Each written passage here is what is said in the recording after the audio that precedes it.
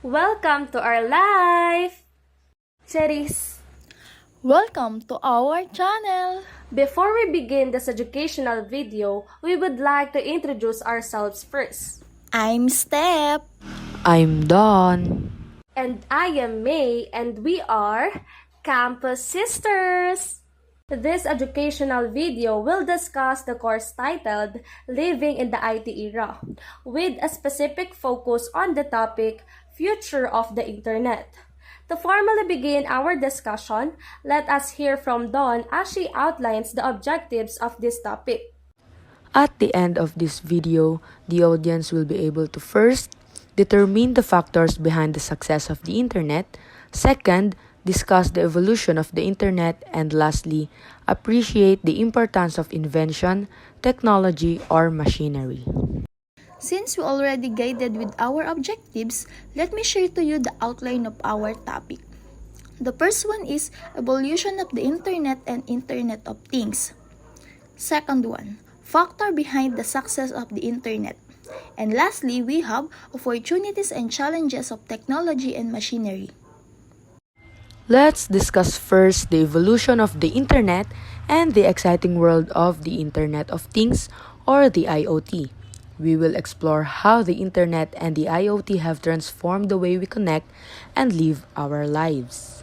The evolution of the internet can be seen as a story of its growth and development over time. It progressed through 5 main stages. Let's have the first stage, which is the pre-internet. This stage represents the earliest form of communication technology before the internet became widespread.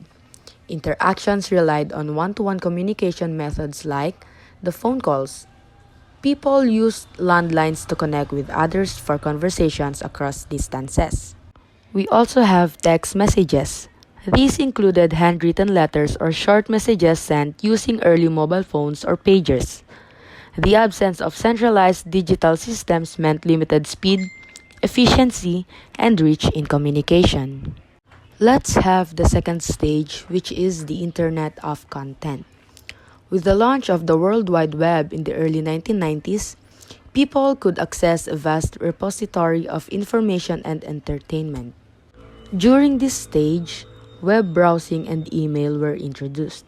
In web browsing, websites and search engines became gateways to learn and explore topics globally, and in email, revolutionizing communication, email offered faster, asynchronous ways to exchange messages. This stage was like an online library providing content consumption but limited interaction. Let's have the third stage, which is the Internet of Services. As technology advanced, the internet shifted from being a static source of information to an interactive tool providing services. This stage is the arrival of e-commerce and e-productivity. E-commerce are platforms like Amazon and eBay enabled online shopping, and e-productivity are tools such as Google Docs and project management software transform workflows, improving efficiency. This stage marked the internet's practical utility in everyday tasks. Let's have the fourth stage, which is the Internet of People, wherein social media and communication tools brought humanity closer in the digital space. Highlights of this era were platforms like Facebook, Skype, and Twitter, wherein this made it easy to share updates, chat, and video call loved ones. Also, we have the interactive communication, wherein people could now connect globally, form virtual communities, and engage in two-way digital interactions. It was a turning point for how humans networked and built relationships online. One of the example of Internet of People is engaging in a video conversation with your friends. And now let's have the last stage, which is the Internet of Things or the IoT. In this cutting-edge phase, machines and devices became interconnected. Through the internet, they could share data and perform tasks autonomously. Some key developments are smart devices and automation. Smart devices are gadgets like smart speakers, thermostats, and watches use AI to optimize everyday activities, and automation Our technologies manage tasks like tracking deliveries or processing payments without human intervention. And now let's proceed on our second subtopic, factors behind the success of the internet. There are 4 factors behind the success of the internet. Now let's start with the first factor, which is transmission control protocol and internet protocol. It handles the addressing and the routing of data packets, and it also ensures that data sent across the network is received accurately. When you need data, information, images, videos, or file from the internet, it breaks down the data into smaller packets, sends them over the network, and reassembles them at the proper destination. Each device that are connected to the internet has a unique IP or Internet Protocol address that allows it to be identified and located on the network. IP ensures that the data packets find the correct destination by routing them through the multiple network points. Down to our second factor, we have World Wide Web or WWW and Hypertext Markup Language or HTML. Let us define first what is World Wide Web. It is the system of interconnected documents and resources that are accessible via the internet. It consists of millions of websites and web pages that can contain text, images, news, videos, blogs, and music. The web is based on the system of hyperlinks or clickable links, which allow users to navigate between different pages and websites seamlessly. Next is Hypertext Markup Language or HTML. It is the standard language used to create web page. HTML uses tags to define the structure and layout of a page. It also enables embedding multimedia content like videos and interactive elements. When you visit a website, the browser reads the HTML code and displays the content accordingly. And now we have the third factor behind the success of the internet. What is browser? A browser is a software that allows you to access and navigate the World Wide Web. The browser interprets the HTML code of the web pages and display it in a readable format on your screen. Browsers also enable interaction with web application, manage your bookmarks, store cookies, and provide other features to enhance your web experiences. There are 5 examples of browsers. We have Google Chrome, Mozilla Firefox, Microsoft Edge, Safari, and Opera. If there is a browser, there is also a search engine. These are tools that help users find information on the internet. When you enter a search query, like a question or keyword, search engines will provide you with a list of relevant web pages based on your questions or keyword. They use complex algorithms to rank pages based on the factors like relevance, authority, and the quality of the content. Search engines help you quickly find the information you're looking for without having to manually browse through the website. There are also 5 examples of search engine. We have Google, Bing, DuckDuckGo, Yahoo, and Baidu. And now we are here on our last factor, which is Internet Services Providers or ISPs. These are the companies or organizations that provide an internet connectivity to individuals, businesses, or organizations. They offer a range of services including broadband internet, fiber optic connections, and mobile data, depending on their infrastructure and service offerings. There are 2 types of internet service providers. We have regional internet service providers and national internet service providers. When we say regional, these are the ISPs that provide internet access within a limited geographical area, and they may serve small towns, neighborhood, or certain region within a country. While the national internet service providers, they provide internet services across a broader areas, including multiple cities or even an entire country. Opportunities and challenges of technology and machinery. And now, let's start with smart cities. Smart cities use technology, data and innovation to improve infrastructure, sustainability, and quality of life for citizens. So imagine a city where streetlights automatically adjust the brightness depending on how many people are around, or garbage bins that notify the local government when they are full. So for a student, a smart city might even have Wi-Fi hotspots in public places so we can access our online modules. Smart cities has opportunities, which is improved transportation system. Smart cities can use sensors, cameras, and GPS data to make transportation smoother and faster.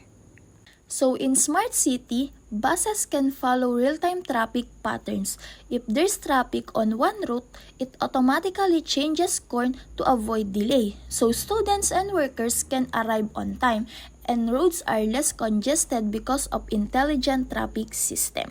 So if smart cities has opportunities, there will be also a challenges, which is high implementation costs.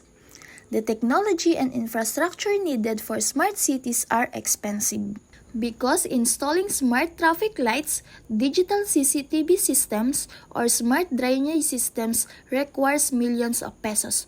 For small municipalities in the Philippines, this might not be affordable because they need to prioritize the basic needs like schools and healthcare. Next, we have access.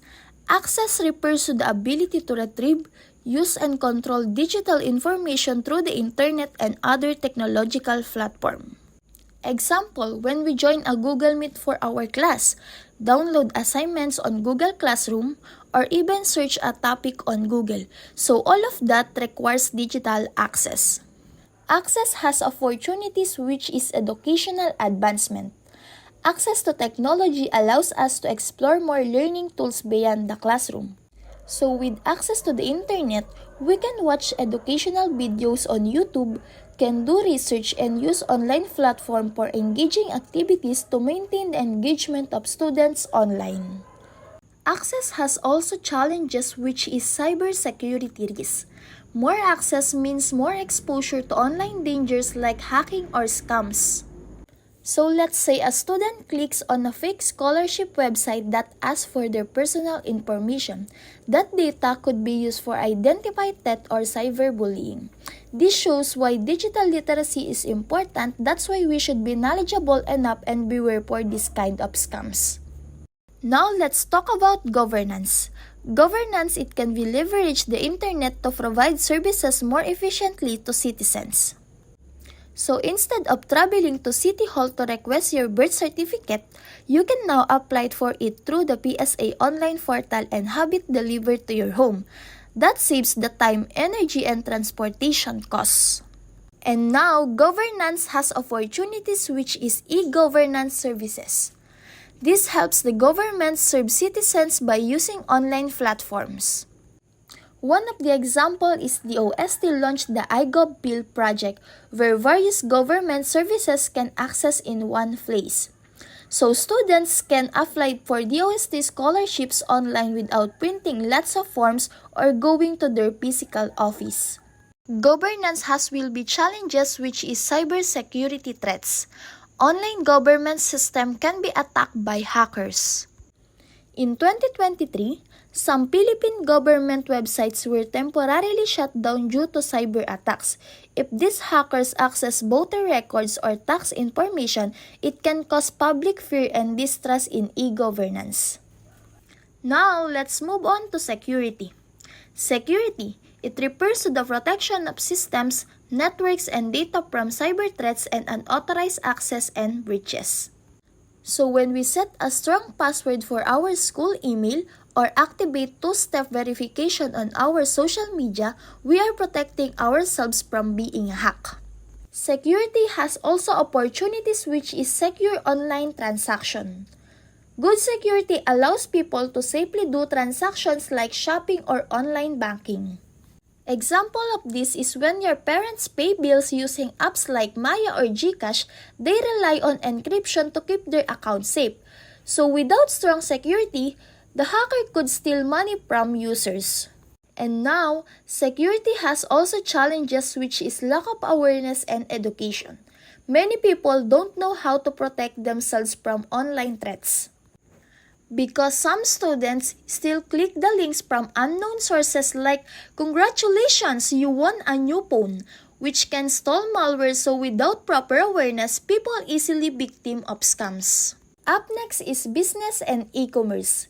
Business and e-commerce allows the companies to track their progress, customer satisfaction, and improve business processes. So let's say a student selling cookies and cassava, and it can post them on Facebook Marketplace, accept payments via GCash, and have them delivered through Lalamove, so technology helps small businesses to thrive. And now, business and e-commerce has opportunities, which is convenience for customers. Customers can shop anytime and anywhere using their phones or laptops. Example, if a student needs an art materials for a project but can't go out due to bad weather, they can order online and have them delivered by the next day. So e-commerce makes life easier, especially for busy person, and less hassle to traffic. If business and e-commerce has opportunities, there will be also challenges, which is customer trust. Some people are hesitant to buy online because of scams, fake products, or late deliveries. Example, a student ordered a school bag online but received a smaller, low-quality version, and some stores disappear after payment. So these experiences make customers hesitate to shop online again. Before we end this video, we would like to impart to you that the future of the internet is about connections, creativity, opportunities, and endless possibilities.